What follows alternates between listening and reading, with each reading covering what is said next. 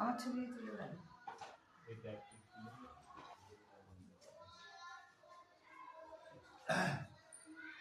এই বাড়ির ভিত্তি প্রস্তর স্থাপন করেছিল বিদ্যাসাগর। আর ওই স্কুল 1885 সালে বিদ্যাসাগর এই করে। ডান দিকটায় এই দিকটা উঠুন, যে দিকটা দিয়ে গেট, ওইদিকেই তো। ওই যে ওইটা বলিদান হয়ে গেছে।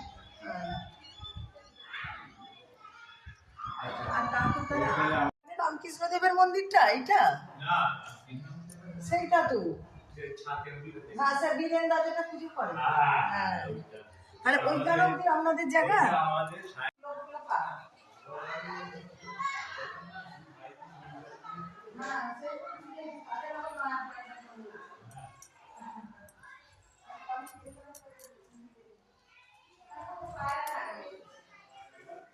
একবার উঠি রাত্রি 11টায়, একবার উঠি।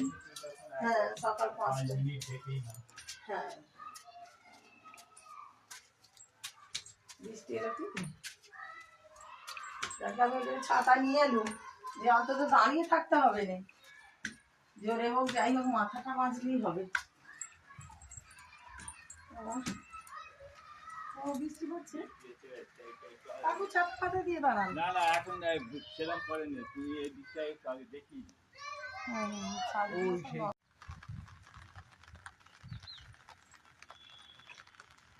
কাকু আপনি ওইটা মাথায় দিন, আমার মাথায় পড়বে না। যে বলছি এইখানটা থেকে ওই এই এটা একটা ভিউটা একটা নিয়ে না।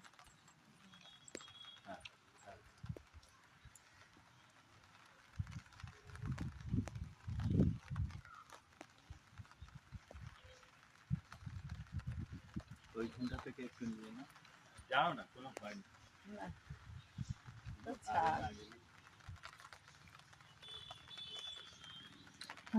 নিয়ে না।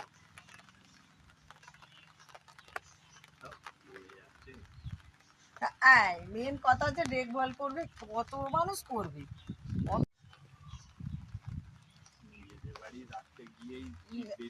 হ্যাঁ, ঠিক আছে, একটা বড় বড় বাড়ি হয়ে গেছে। আর সেগুলো কত উঁচু দেখো, এই তো মেয়েদের জন্য। কেউ না দেখতে পায়। এই যে বাবা, এইখান থেকে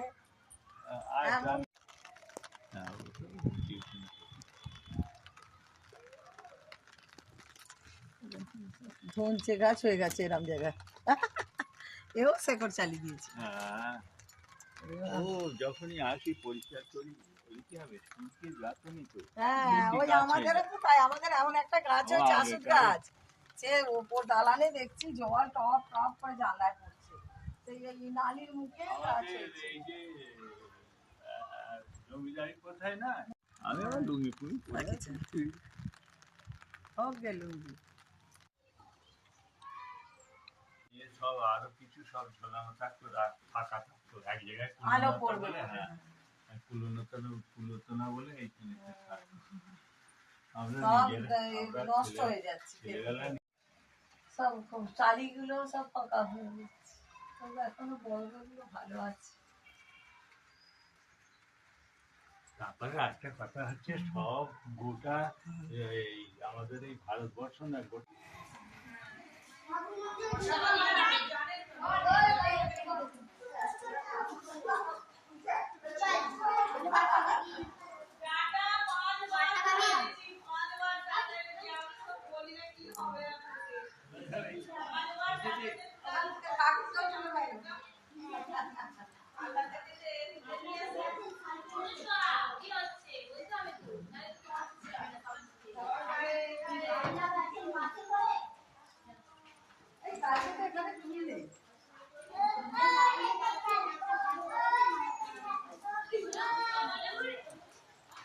নারকেল গাছ কিচেনটা তুলেছো?